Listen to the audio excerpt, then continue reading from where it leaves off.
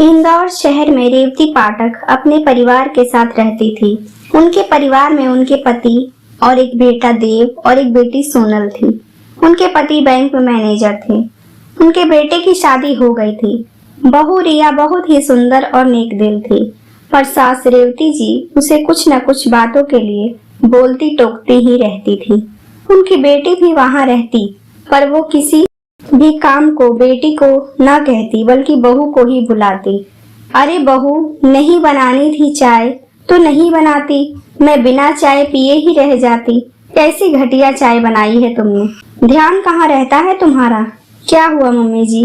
वो देव जी का mobile charge में लगाने चली गई थी, तो सोनल भी तो वहीं थी, तो मुझे लगा कि उन्होंने चीनी डाल दी होगी।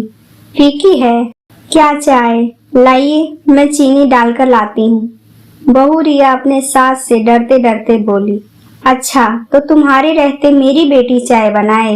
रेवती जी बहू को डांटते हुए बोली। रिया वहां से चुपचाप बिना कुछ कहे चली गई। फिर सबके लिए नाश्ता बनाई, सबको परोसना, खिलाना पिलाना, घर का सब काम, सब कुछ बहू की ही जिम्मेदारी थी। पर रेवती जी अपनी बेटी को कभी कोई काम करने को नहीं कहती और बहू से सब काम करवाती। रिया पर बहुओं वाले सारे कड़े नियम रेवती जी अपने घर में लागू किए हुए थी और बहू से बहुत सख्ती से पेश आती थी। उनकी बेटी सोनल रोज 11 बजे सोकर उठती। जब बहू चाय लेकर जाती उसके लिए, फिर भी 4 बातें भाभी को ही वो सुना देती। पर रेवती जी अपनी बेटी को कभी कुछ नहीं कहती और बहू पर ही चिल्लाना शुरू कर देती। फिर कुछ दिनों के बाद सोनल को देखने लड़के वाले आते हैं। रेवती जी अपनी बहू को चाय, नाश्ता, पकौड़े, खाना सब कुछ बनाने का ऑर्डर देकर चली जाती हैं, पर अपनी बेटी को जरा भी नहीं कहती कि किचन में थोड़ी बहू की हाथ बटा दिया करो।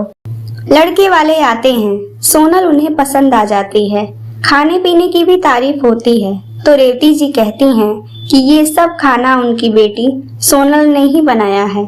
फिर रिश्ता तय हो जाता है। उनकी बेटी सोनल अब दुल्हन बनकर ससुराल चली जाती है। शादी में सारा काम बहू करती है। पड़ोस के लोग बहुत तारीफ करते हैं, पर रेवती जी कहती हैं कि अरे हमारे जमाने में हम सब कितना काम करती थी, इससे तो जरा भी नहीं होता, जैसे तैसे कर पाती है ये। वो बहू की जरा भी तारीफ नहीं करती और ना ही किसी के मुंह से तारीफ बहू के प्रति सुनना पसंद करती, पर अपनी बेटी की तारीफ हमेशा ही करती। बेटी के ससुराल जाते ही मेरी बेटी कैसे रहेगी, पराए घर में कैसे संभालेगी, न जाने कितना काम करवाएंगे, बस इसके बारे में ही किसी से भी कहती रहती। बहू रेवती जी को समझाती है कि मम्मी जी, हर लड़की को तो जाना ही होता है पराए घर में, मैं भी तो अपना घर छोड़कर आपके घर आई हूँ।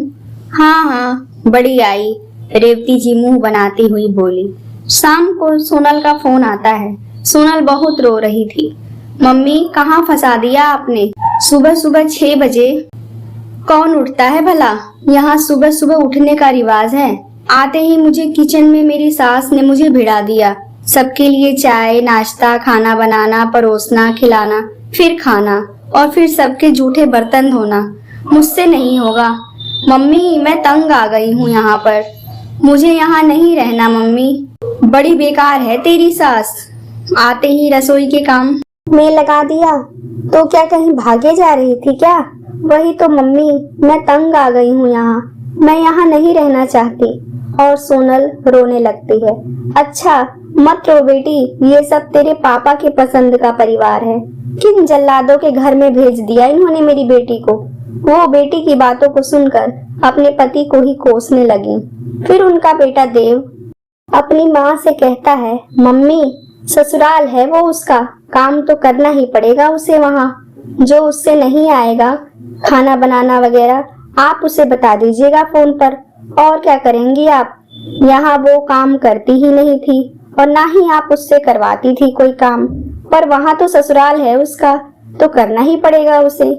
फिर यूं ही हर चीज अब रेवती जी फोन पर ही सोनल को बताती खाना बनाना, पर फिर भी सोनल हमेशा फोन पर ससुराल की ही बातों को लेकर रोती रहती। और 1-2 हफ्ते बाद सोनल अपना सामान लेकर मायके वापस आ जाती है और रोते हुए कहती है कि मुझे वहाँ नहीं रहा जाएगा, मैं यहीं रहूंगी, मैं नहीं जाऊंगी वहाँ।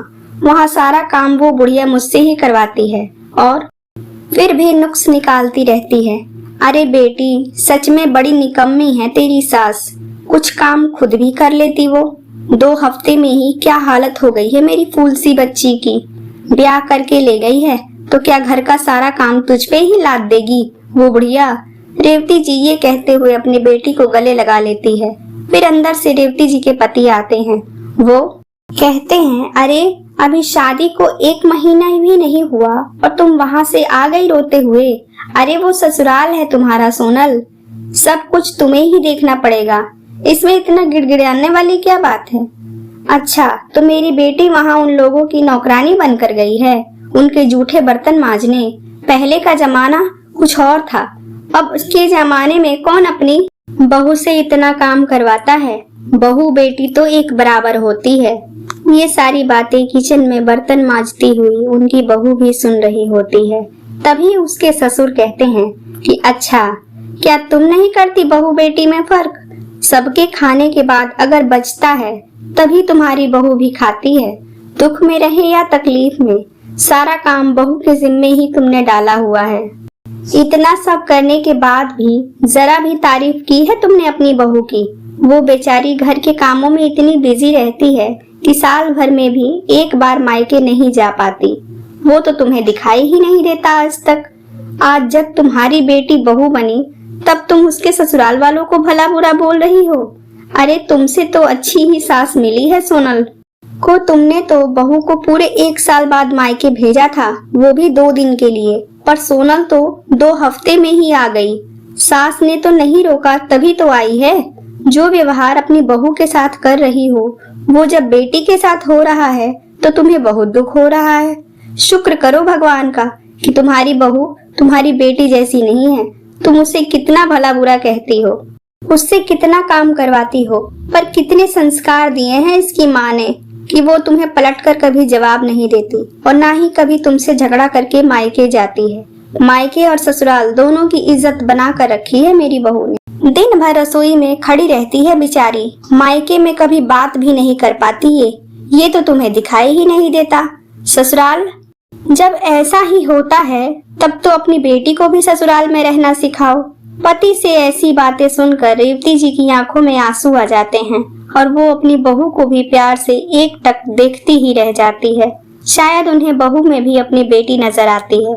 कुछ दिनों के बाद समझा बुझाकर वो सोनल को ससुराल भेज देती है और बहू के प्रति भी उनका हृदय कोमल हो गया होता है। दोस्तों, अगर आपको हमारी ये कहानियाँ पसंद आती हैं तो प्लीज आप हमारे वीडियो को लाइक करें, शेयर करें और कमेंट करके अपनी राय जरूर दें। और हाँ, हमारे चैनल को सब्सक्राइब करना बिल्कुल भी ना भूलें। धन्यवाद।